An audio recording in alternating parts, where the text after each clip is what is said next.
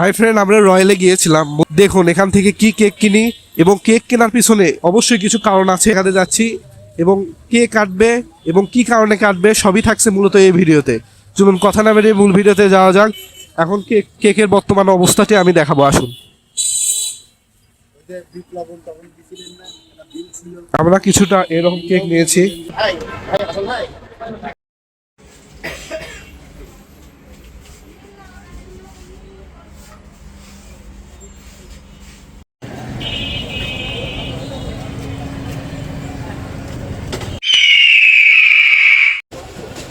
আমি এখানে পাইকারি চকলেটের দোকানে এসেছি চকলেট কিনতে। চলুন কই পাওয়া যায় সেটা আমি এখন দেখাবো। আঙ্কেল, চকলেট বার আছে? দেখি একটু। জি, এমনি র খাওয়ার জন্যই।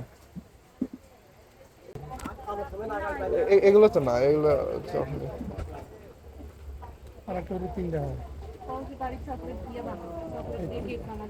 এখানে দাম বেশি হওয়ার কারণে আমি অন্য দোকানে যাচ্ছি। এখানে পাইকারি হওয়ার সত্ত্বেও দাম বেশি।